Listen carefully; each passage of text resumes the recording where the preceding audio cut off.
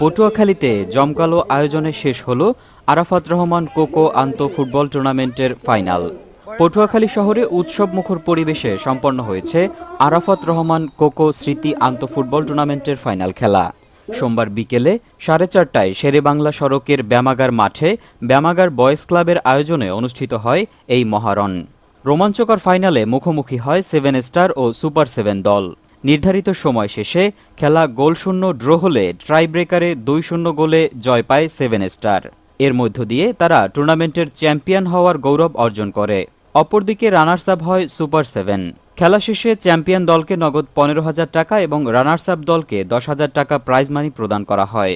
অনুষ্ঠানে সভাপতিত্ব করেন শেরেবাংলা মাধ্যমিক বিদ্যালয়ের ম্যানেজিং কমিটির সভাপতি আফরোজা সীমা।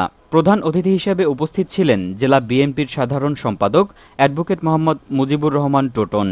বিশেষ অতিথি হিসেবে উপস্থিত ছিলেন জেলা যুবদলের সাবেক সভাপতি মনিরুল ইসলাম লিটন, জেলা শ্রমিক দলের ভারপ্রাপ্ত সভাপতি জাহিদুর রহমান বাবু খান, পৌর বিএনপির সহসভাপতি মোহাম্মদ মনিরুজ্জামান মন্টু, জেলা যুবদলের সাবেক সহসভাপতি নুরুল আমিন লিটন গাজী, পৌর বিএনপির 7 নং ওয়ার্ডের সাধারণ সম্পাদক সালাউদ্দিন নান্নু এবং বিশিষ্ট সমাজসেবক জাহাঙ্গীর হোসেন মল্লিক। এছাড়াও বিএনপির অঙ্গ ও সহযোগী সংগঠনের নেতাকর্মী এবং এলাকার গণ্যমান্য ব্যক্তিরা উপস্থিত ছিলেন। খেলা শেষে প্রধান অতিথি অ্যাডভোকেট মুজিবুর রহমান টোটন বলেন, এই টুর্নামেন্ট আয়োজনের মূল উদ্দেশ্য তরুণ সমাজকে মাদক ও মোবাইল আসক্তি থেকে দূরে রাখা এবং খেলাধুলার প্রতি উৎসাহিত করা। যারা অক্লান্ত পরিশ্রম করে এই টুর্নামেন্টের আয়োজন করেছেন, আমি তাদের ধন্যবাদ জানাই।